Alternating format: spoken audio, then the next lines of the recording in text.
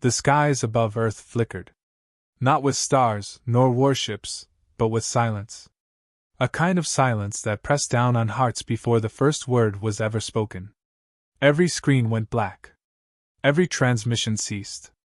From Tokyo to Nairobi, from orbital stations to Martian colonies, humanity held its breath as a face, not human, flooded every channel. 7 feet tall, encased in armor that shimmered like obsidian dipped in fire, the alien's eyes were voids of burning gold. Behind him, 13 alien envoys stood in rigid formation, council representatives from the farthest reaches of the known galaxy.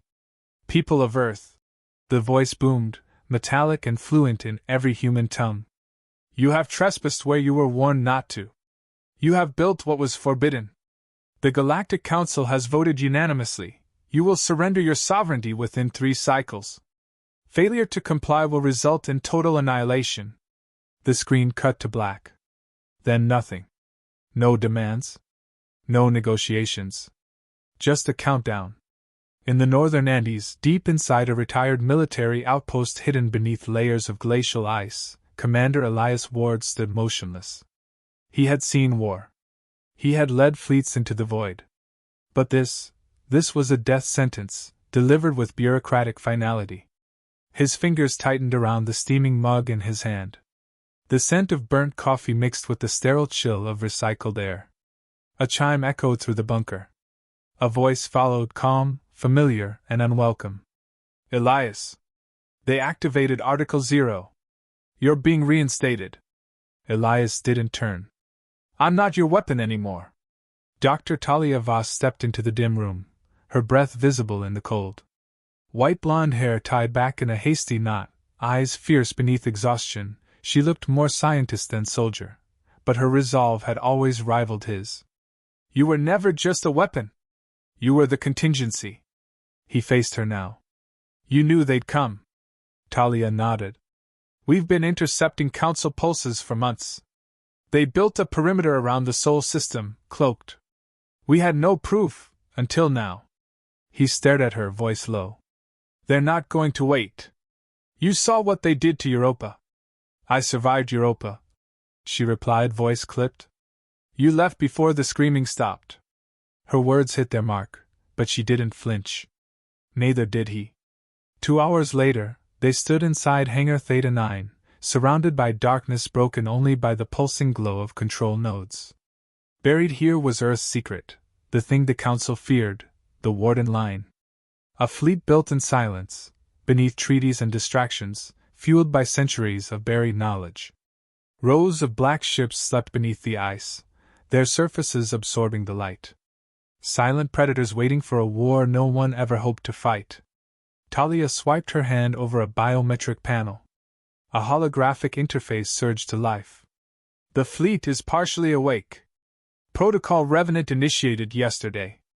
Elias approached the display, eyes scanning the formation data. Still untested. So were we, she shot back. Now look at us. He chuckled dryly. You always did have faith in impossible things. Not in things, she corrected. In you. A new voice entered, crisp, professional. Commander Ward. Welcome back to the line. General Adrian Core, head of Earth's Shadow Defense, emerged from a concealed doorway. A grizzled veteran with eyes like old steel, Core carried the authority of someone who'd sacrificed too much to waste time. The Council believes we'll kneel, he began. Our leaders are fractured. Half the colonies are evacuating. The other half are surrendering preemptively. We need a symbol. We need the Revenant. Elias hesitated. Then, slowly, he removed the black insignia chip from his coat pocket, an old relic from a past he tried to forget. He pressed it into the command console. The system recognized his genetic imprint. A soft tone confirmed it. Revenant fleet, online. One by one, the ships began to hum. By midnight, Earth's night sky looked unchanged to the unaware. But in orbit, stealth carriers slipped silently into position. Quantum jump gates sparked deep in the Kuiper belt, and encrypted signals bounced across solar satellites like whispers of something awakening. Down below, Elias sat alone in his old quarters, reading the message he'd found on a recovered drone from Europa, recorded by a child before the massacre. "If you find this, please tell them we didn't do anything wrong. We just wanted to be free." He closed his eyes. The words burned into his mind like a scar. A soft knock. Talia entered, this time holding a data pad. "Intercepted this from the Council," she said quietly. "It's a broadcast test. They plan to show the first orbital strike over Beijing." His expression didn't change, but something behind his eyes shifted. 3 cycles. Less now. He stood, pulling on his coat. "Where are you going?" she asked. Elias paused at the door. "To remind them why they once feared us." The ice above groaned. Not from nature, but from something older, angrier, and awakening. Far beneath Antarctica's glacial surface, the buried supercarrier Vigilant Dawn shuddered to life. Lights flickered in the gloom, cascading over titanium corridors and dormant weapons arrays. Inside her core, war protocols bled into existence, stitched together by centuries of forbidden code. Elias stood on the main observation deck, eyes locked on the hangar as the Revenant fleet activated one by one. Silhouettes of sleek warships shimmered like beasts in slumber. Every venting hiss, every pulse of light felt like breath returning to lungs long held still. 4 of the carriers are warming up slower than expected, Talia said, reviewing diagnostics. Her voice was steady, but her jaw was tight. "Quantum relays in Warden 7 are misaligned. We have 2 cycles," Elias replied without turning. "Make them align." A technician nearby hesitated. "Sir, what happens if they don't?" Elias didn't blink. "Then we fight with 6. We never needed permission. We just needed purpose." In orbit, Earth's satellites winked offline, cut off by foreign algorithms masquerading as system glitches. The Council's blockade, invisible but ironclad, loomed over the planet like a storm cloud pregnant with ruin. Inside the Council flagship Seraphine, Admiral Viereth, 6-limbed, obsidian-scaled, and terrifyingly precise, reviewed intercepted data. "Humans are hiding something," he growled to his lieutenants. "Their surface appears dormant, but there's movement under the poles. Unnatural heat signatures. Ghost fleets. Hidden transmission corridors." He turned to the Council's holographic envoy. "I request permission to probe deeper." The hologram flickered.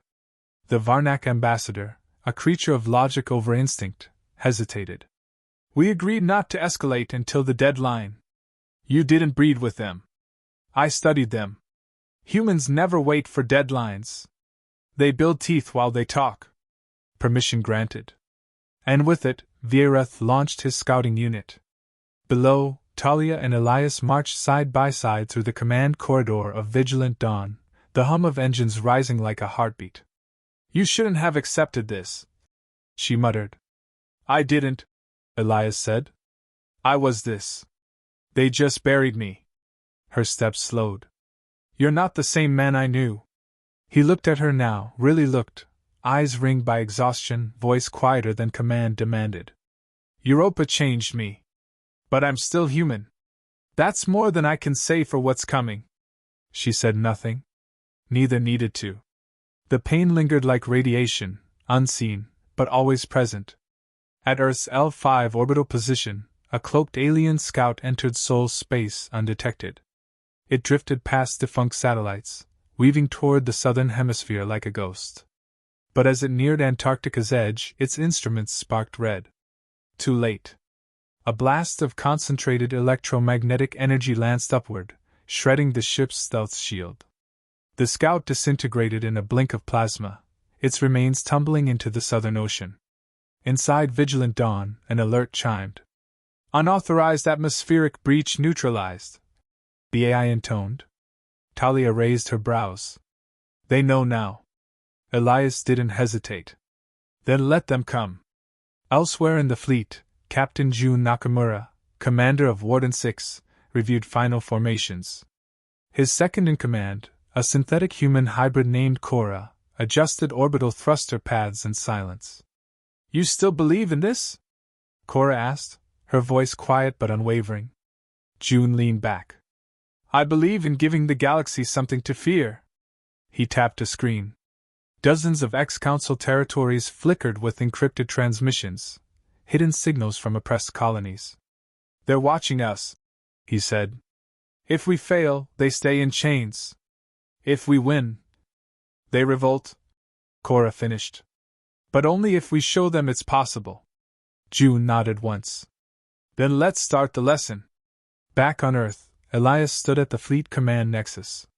6 operational Warden-class ships were now orbit-ready, with a 7th waking slowly. Holographic fields displayed global panic, interstellar broadcasts, and countdown clocks on every civilian channel.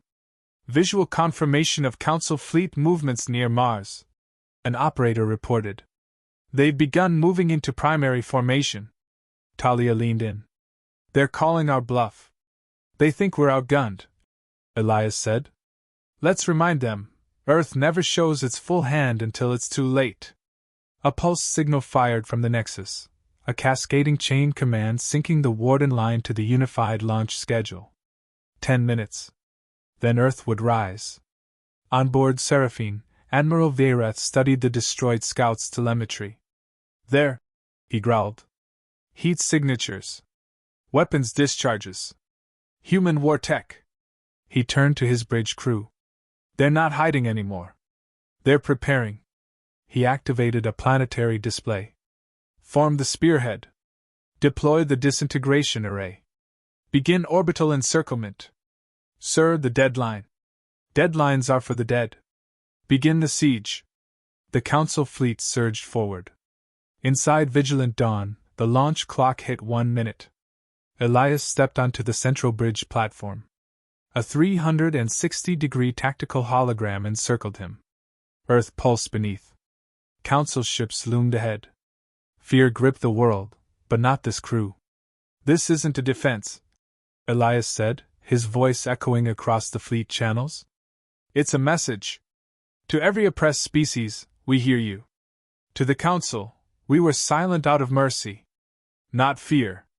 He looked to the stars as the countdown ticked down. Now hear our answer. The sky was no longer silent. Above Earth's exosphere, invisible to civilian eyes, the Galactic Council's armada completed its encirclement.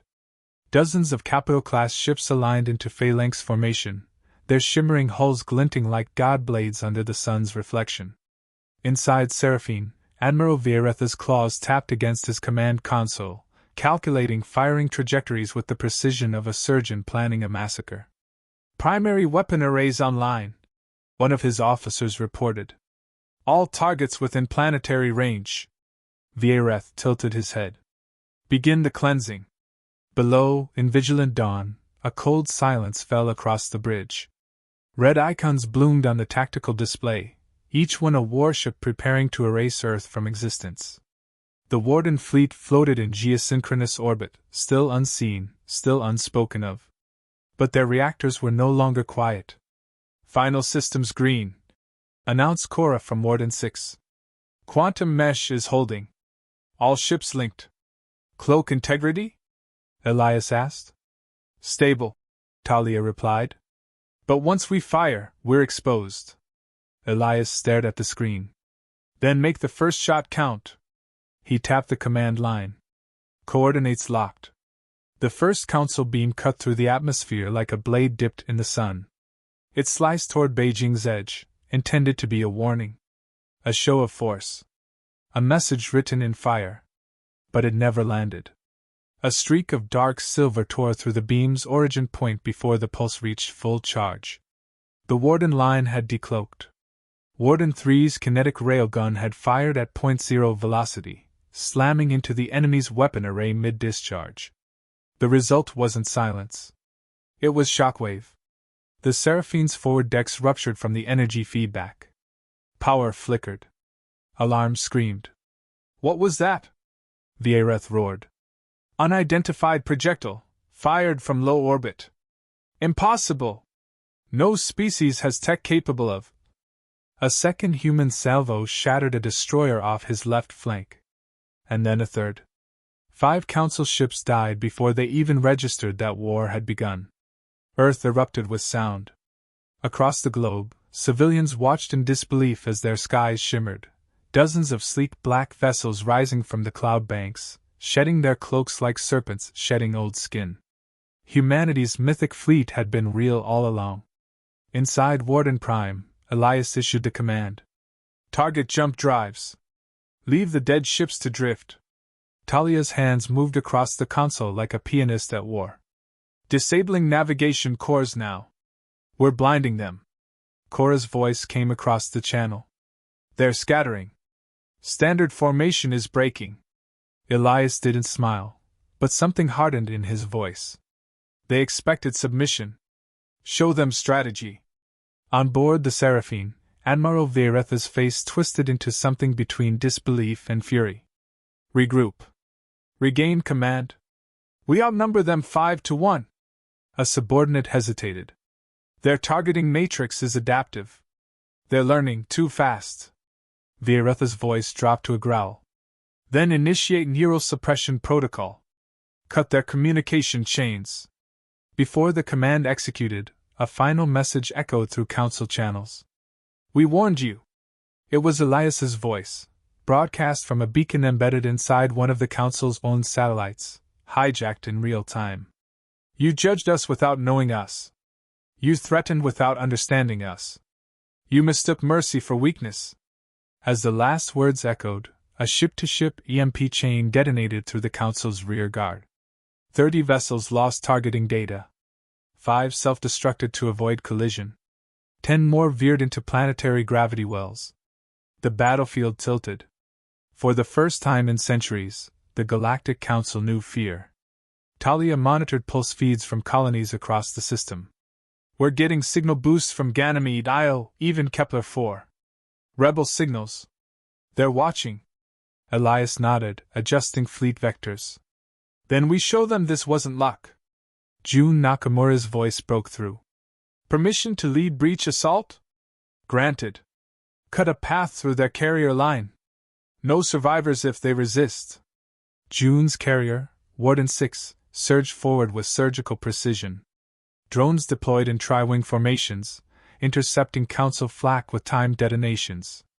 Cora's squadron followed, unleashing an atmospheric burst round, small enough not to reach Earth, but powerful enough to ignite panic in orbit. The Seraphine veered slightly. They were retreating. But the tide was not without cost. As Warden 5 swept under a damaged cruiser, a final plasma charge, fired blindly, punched through its rear thrusters. The explosion tore the back half open. Screams filled the comms. 5 is going down, Talia whispered. Evac confirmed? Elias asked. No time. They're spiraling into the Pacific. He closed his eyes for a second. Then turned to his fleet. Let their loss be the last. Press the line. Inside the Seraphine, chaos ruled. Viereth braced against a sparking console. Call the outer ring. Get reinforcements. Transmission interference. Earth's jamming us.